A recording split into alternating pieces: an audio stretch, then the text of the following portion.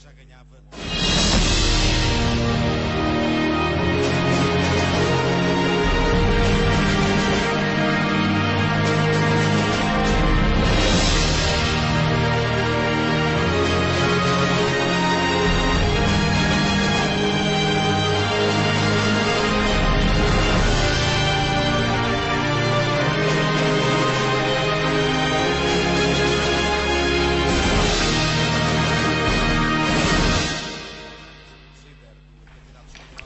Senhores e senhoras matadores, estou numa aldeia chamada Manique do Intendente.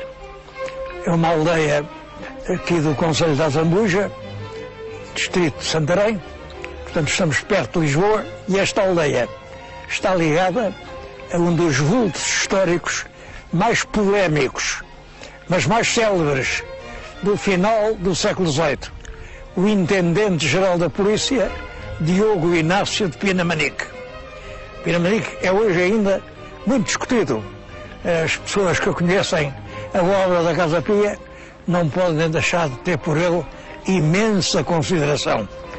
As pessoas que prestam mais atenção à ação policial contra as ideias liberais, contra os franceses, contra os ventos da Revolução, não podem ter essa admiração.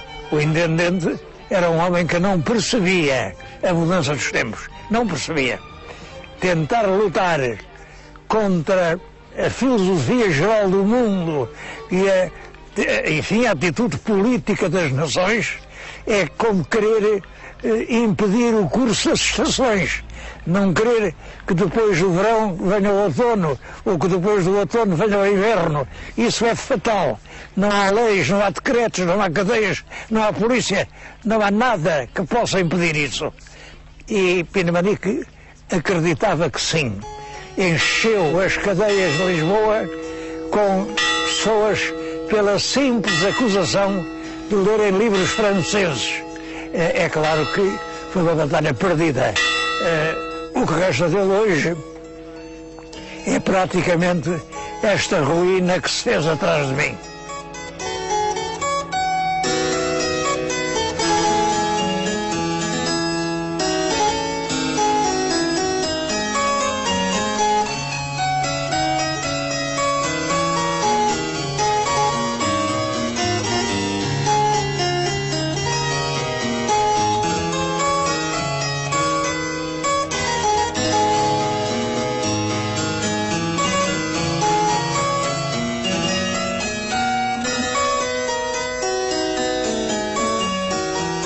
O intendente, o Diogo Inácio, nasceu em Lisboa, nasceu num sítio miserável de Lisboa, no Beco do Carrasco, fica ali ao Poço dos Negros, e numa casa modesta.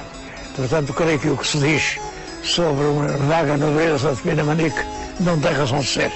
A família era média, teve recursos para o mandar estudar a Coimbra, ele andou 5 anos em Coimbra, e veio de lá bacharel em leis.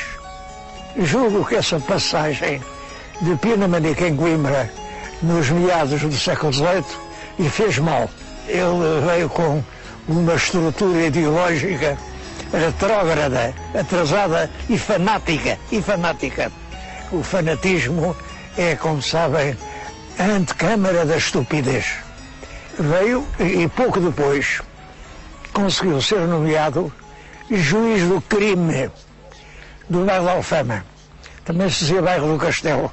Entre a Alfama e o Castelo era um bairro, e ele era juiz do crime, quer dizer, era uma espécie de comissário da polícia. Esses lugares, esses bairros foram sempre muito turbulentos, muito inquietos. O juiz do crime tinha que intervir em cenas de agressão, e ele foi juiz do crime e deve ter dado provas de uma grande atividade, de uma extraordinária energia e provavelmente crueldade, porque pouco depois, em 1763, o Marquês de Pombal nomeou intendente-geral das alfândegas do Reino e da Alfândega Maior de Lisboa, para comissário contra o contrabando e contra o descaminho. Contrabando e descaminho eram, nesta altura, endémicos. Por todas as maneiras, pelos portos mal guardados, pelas fronteiras sem vigilância, por toda a parte, entrava contrabando. E é claro, o contrabando diminuía as receitas do Estado, era criminoso, e é Pina Manique quem vai fiscalizar as fronteiras e a entrada das mercadorias em Portugal. Também aí deu provas de uma atividade extraordinária. É um homem vertiginoso, é um homem que tem tempo para tudo. Ele percorre o país inteiro, vê nas alfândegas e praticamente ele não se pode dizer que acabasse com o contrabando, mas realmente diminuiu muito o contrabando que existia no país. Há um facto na vida de Pina Manique que não lhe faz honra, mas que de certo modo esclarece o papel dele. Pombal tinha tanta confiança nele que em 1777, eu sublinho este ano, 77 é o último ano de Pombal no governo. Nesse ano morre o rei Dom José e ele, portanto, é apiado, sai do governo e é um vencido a partir daí. Pois, nesse ano, houve necessidade de um recrutamento geral, porque havia ameaças de guerra com a Espanha. Bom, e por todo o país andavam a apanhar os mancebos, estavam-nos com cordas, levavam-nos para os quartéis, e muitos fugiram. Muitos, não sei, alguns fugiram. Eram desertores. E foram-se esconder, imaginem, foram-se esconder nas barraquitas, nas cabanas dos pescadores da Trafaria. Na altura, a Trafaria não era uma povoação importante como hoje, eram meia dúzia de palhotas no meio da mata, e eles foram-se esconder ali, convencidos de que num lugar daqueles ninguém dava por eles. Mas o Pombal soube e tomou esta medida incrível. Chamou o Pina Manique, entregou-lhe 400 soldados de infantaria e cavalaria. E com essa enorme força, mandou cercar as cabanas dos pescadores e pegar-lhes o fogo. E, portanto, se eles saíssem, eram atingidos pelo fogo das tropas ou capturados e levados para a cadeia. Se ficassem lá dentro, eram queimados vivos, naturalmente. Bom, assim se fez. Eu não sei bem, porque as fontes são muito obscuras, qual foi o resultado dessa medida. Sei que o Pina Manique dirigiu a operação rigorosamente, pôs os soldados, pôs o fogo, e que essa operação horrorizou o país. Causou uma grande indignação, e com razão. As pessoas têm que ser tratadas com consideração, quer sejam desertores, refratários, seja o que for. Os criminosos também têm direito a serem respeitados como pessoas humanas. Bom, mas isto mostra que Pina Manique era um homem de expediente. Era um homem que o Pombal chamava para cumprir tarefas, enfim, tarefas sujas, como esta evidentemente era. É nesse mesmo ano que Pombal é apiado, porque morre o rei e ele fica sem poder, é expulso de Lisboa, vai-se instalar em Pombal, mas Pina Manique, o inspetor-geral dos descaminhos e contrabandos, consegue cair nas boas graças da rainha Dona Maria I. Continua a ser um funcionário muito bem visto, muito dedicado, muito competente. E em 1781, portanto, 4 anos depois do reinado de Dona Maria, ele lança a obra que o havia de imortalizar, a Casa Pia de Lisboa. A história da Casa Pia já tem sido escrita por várias pessoas e bem escrita. É muito diferente desta Casa Pia de agora. Não tem nada a ver com isso. Eu, pessoalmente, lamento que numa história tão bonita se tenha acrescentado um capítulo tão feio. O que se passou é que Lisboa era uma cidade infestada de marginais. À noite não se podia sair de casa. O número dessa altura havia 4.000 cães à solta. Esses cães comiam dos restos que lhes atiravam das janelas e lutavam entre si para conseguir esse alimento. Havia muitos vadios, muitos criminosos, muitos marginais, muitas prostitutas, rameiras mal comportadas que faziam uma gritaria. Bom, e havia assaltantes. Não se podia sair à noite de casa. Era proibido. Era proibido, quer dizer, era perigoso. Era perigoso. Bom, e a rainha pediu ao Pinamanique que resolvesse isso. Que isso se conseguia acabar com o crime na cidade. Creio que em 1782, Manique organiza uma rusga gigantesca nos bairros populares de Lisboa. E tudo quanto é vagabundo, rufia, mendigo, proxenetas, prostitutas mal comportadas, crianças desamparadas, toda a escumalha da cidade é presa, toda, e levada em rebanho para o Castelo de São Jorge. É assim que começa a Casa Pia, como uma rusga e com uma prisão gigantesca.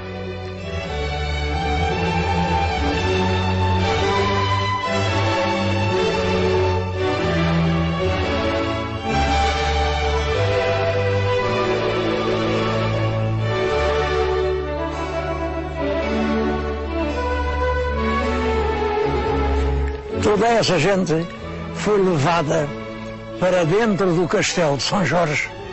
Dentro do castelo havia uns grandes pardeiros, edifícios muito grandes, que eram as casernas dos antigos quartéis da guarnição de Lisboa.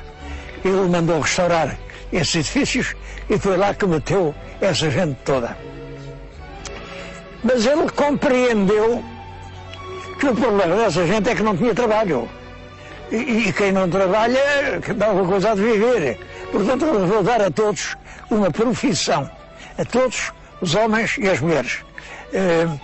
E estabelece pequenas indústrias, as pessoas passam o dia a trabalhar, manda fazer edifícios para o ensino do alemão, a escrituração comercial. No Colégio de São Lucas dá aulas de farmácia, de escrituração, de desenho, de gramática, de matemática, de francês e de inglês. Faz um colégio de São José para os órfãos mais pequeninos, uma escola para o ensino do ABC, porque toda a população era quase analfabeta, e cria aulas de desenho e contra os princípios do tempo, funda uma academia do nu. Academia do Nu quer dizer aulas de desenho em que o modelo é nu. Porque podem calcular, para desenhar um corpo humano não pode estar com um sobretudo, como eu estou, porque assim não era despido. Mas isso era muito contra os preconceitos do tempo. Essa Academia do Nu, que funcionou e que fez bons resultados, era dirigida, nem mais nem menos, pelo próprio Machado de Castro, porque Pinamanique escolhia as pessoas mais competentes da sua época para ir dirigir as escolas da Casa Pia. Pode-se dizer que quando Pinamanique terminou a sua missão, em 1802, a Casa Pia de Lisboa era uma escola exemplar, original em toda a Europa. Criavam-se ali valores, pessoas eminentes na arte. Foi ele quem fez as primeiras parteiras em Portugal, as primeiras enfermeiras em Portugal. É ele quem ao mesmo tempo se preocupa com as artes e funda o Teatro de São Carlos. É claro, um teatro custa muito dinheiro, mas como é que ele arranjou isso? Ele convocou os 100 principais mercadores e proprietários de Lisboa e disse: isto dividido por 100 dá tanto a cada um, é o que vocês vão pagar. E com essas 100 contribuições criou-se um teatro que ainda hoje é o orgulho de Lisboa. Para sustentar as crianças e os internados da Casa Pia, conseguiu que o Estado aprovasse uma lei dizendo que 12% dos lucros da Lotaria Nacional era para sustentar os internados da Casa Pia. É ele também quem faz as primeiras estradas, é ele quem manda iluminar a cidade de Lisboa com candeeiros de petróleo, é ele quem manda repovoar vastas regiões no Alentejo. Por exemplo, isto aqui era um deserto, é ele quem faz isto, é ele quem tem a ideia de que é um perigo estar a enterrar as pessoas dentro das igrejas e representa ao governo várias vezes dizendo que é preciso criar cemitérios públicos ao ar livre e manda até estabelecer negociações para comprar grandes terrenos. E é curioso, esses sítios que ele tinha marcado como futuros cemitérios são hoje o cemitério dos Prazeres e o cemitério do Alto São João.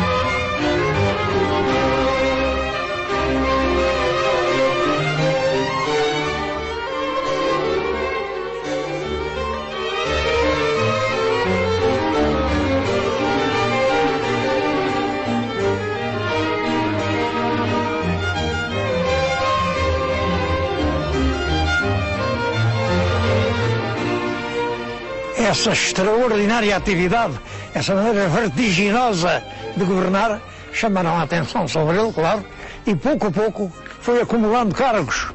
Ele era o chanceler-mor do reino, era desembargador do Paço, era o intendente-geral da polícia, era o administrador-geral das alfândegas, era feitor de todas as alfândegas do país, era administrador da Casa de Pia de Lisboa, tinha tantos cargos que quando o nomearam intendente-geral, o vencimento do intendente era 8.000 cruzados por ano. Pois a lei diz, bom, pague só 4.000, visto que ele já ganha tanto dinheiro dos outros cargos todos que tem. Ao mesmo tempo, era um homem, senhor, sim, mas rude, mal empregado, mas enfim. Um dia, o Duque do Cadaval era da família real, mandou-lhe uma cartita em que tratava por tu. Ele respondeu, excelentíssimo senhor, recebi a sua carta, trata-me por tu, não é costume, sou um alto funcionário do Estado, e portanto não é costume, não sei porque é que vocês não fazem isso, explique-me se também eu me devo cagar para a Vossa Excelência. É assim mesmo. E está o Duque do Cadaval, não se sabe o que é que o Duque respondeu.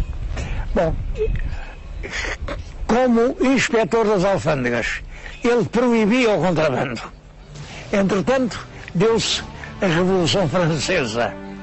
89, passam-se aqueles acontecimentos dramáticos. Em 1803, o primeiro cônsul que governa a França é um homem da Sardenha e se chama Napoleão Bonaparte. Tem também uma energia brutal. E manda para aqui um embaixador, um general Lane, que é um antigo soldado tarimbeiro e não tem maneiras de embaixador, claro que não tem. Ele resolve, tirando partido da sua qualidade de embaixador, fazer fortuna. Então, manda vir grandes quantidades de mercadoria na mala diplomática. Isto é crime, claro. A mala diplomática serve para trazer os artigos pessoais do embaixador sem pagar imposto. Claro, eu estou num posto, tenho que mandar vir do meu país coisas para mim, não é justo que pague impostos. Isso é que é a mala diplomática. Pois ele servia-se disso para mandar vir grandes cargas de mercadorias que entravam sem pagar imposto em Portugal e, portanto, ele podia vender muito baratas. O Pinamanique não admitiu isso. E disse, não, isto não é mala diplomática. Isto fica aqui apreendido, tem que pagar imposto. Cria-se um choque, o embaixador exige que lhe deixe vender as coisas, o Pinamanique é firme, o Napoleão entra no assunto e o resultado é que o Pinamanique tem que ser demitido. Tem que ser demitido para deixar o embaixador da França fazer os seus torpes negócios. O Pinamanique sai, vem para aqui e resolve fundar aqui a sua cidade. Eu estou agora na Praça do Paço, tudo isto é feito por ele, está aqui o Pelourinho, isto está em construção, quando ele, numa noite em que vem de Alcoentra para aqui, é batido a tiro por dois bandidos que estavam numa verva do caminho. Quem foi que mandou matar Pinamanique? Aqui a população diz não, foi por causa de uma dívida de 500 mil réis. Nem sequer sabem se era o Pinamanique que devia os 500 mil réis, se era alguém os devia a ele. Mas isso coincide com estas obras, com a construção disto tudo. É possível que Pinamanique tenha pedido dinheiro, é possível que os motivos sejam completamente diferentes. Eu penso uma coisa, tem-se feito um grande silêncio sobre a morte de Pinamanique. Esse silêncio, geralmente, só acompanha os crimes políticos. Quando um crime é político, estabelece uma zona de obscuridade e de silêncio, ninguém sabe quem foi nem por que foi. E isto leva-me a crer que a morte de Pinamanique terá razões políticas, mas nada se pode dizer ao certo.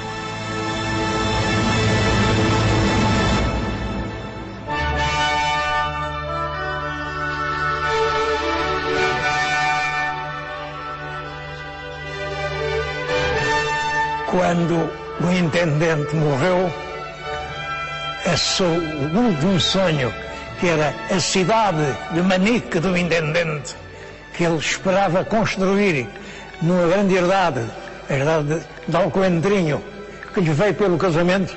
Ele casou tarde, casou aos 40 anos, com uma senhora muito rica, e veio esta grande herdade onde ele pensava fazer uma cidade. Estava tudo em construção quando ele morreu. E ficou tudo incompleto. Estou-lhes a falar agora na igreja de Manique do Intendente, que pelo interior contrasta, o interior modesto, contrasta com a grandiosidade da fachada, e é o único monumento que hoje recorda essa figura contraditória, mas grandiosa, que foi Diogo Inácio de Pinamanique.